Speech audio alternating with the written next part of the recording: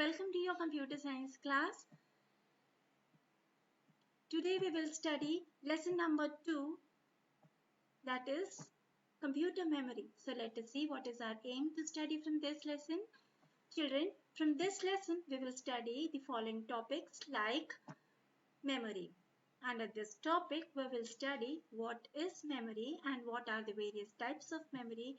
Then we will understand how to measure the computer's memory. So now let us begin with the memory. What is a computer's memory? Children, memory is the storage area of the computer, and there are basically two types of memory, that is the primary memory and the secondary memory. Now let us see what is primary memory. Primary memory is the main memory of the computer which is fixed inside the motherboard of the computer. Primary memory is further divided into two types, that is random access memory and read-only memory. These are the types of the primary memory. Now let us see what is random access memory. Children, random access memory is a temporary memory, which means the information stored in this memory is lost when the computer is turned off, and that is why it is also called a volatile memory. Now, let us understand the types of RAM. There are mainly two types of RAM, that is dynamic RAM and the static RAM. Children, dynamic RAM and static RAM requires continuous refreshment and power supply. The only difference between dynamic RAM and static RAM is that static RAM is faster in comparison to dynamic RAM. Now let us see what is read-only memory. Now you must have understood that RAM and ROM are the primary memory. Now ROM means a permanent memory. Now the information stored in ROM is permanent in nature, that is, it holds the data even if the system is switched off. And it is known as a non-volatile memory. So RAM is a volatile memory or temporary memory, and read-only memory is a permanent memory or non-volatile memory. Now let us understand about secondary memory. What is a secondary memory? Children, secondary memory is permanent in nature and is not directly accessed by the CPU. So let us now understand the various categories of the secondary storage devices. So our secondary storage devices, they are categorized into three types, that is the magnetic disk, optical disk, flash drive. Now the magnetic disk consists of the hard disk. Next are optical disk. Optical disk comprises of the CD, DVD, Blu-ray disk. And the last one are flash drive. Flash drive is also known as the pen drive, and our memory card is also known as a flash drive. So these are our permanent memory. Now children, let us understand what is a magnetic disk. On the magnetic disk, you can record and erase data on magnetic disk any number of times. Next is a hard disk.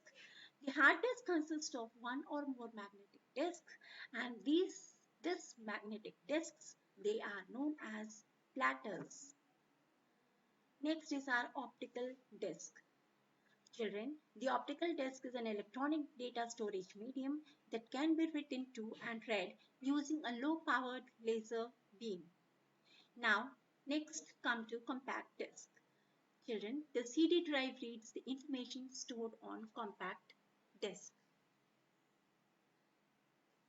The lifespan of an optical disk is more than a magnetic disk. It can hold up to 700 megabytes of data. Now, let us understand about the types of the CDs. Children, the CD drive reads information on the compact disk. This we have studied. Now let us see the types of the CD, like CD-ROM. CD-ROM stands for compact disk read-only memory. Next is our CDR.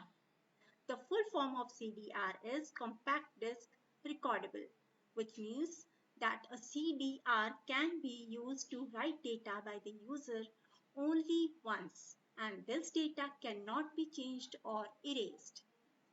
Next come to CDRW. The full form of CDRW is compact disc rewritable. A CDRW can be used to write data again and again, and the data can be erased and modified as many times as required. And the last one, let us know about digital versatile disk or digital video disk.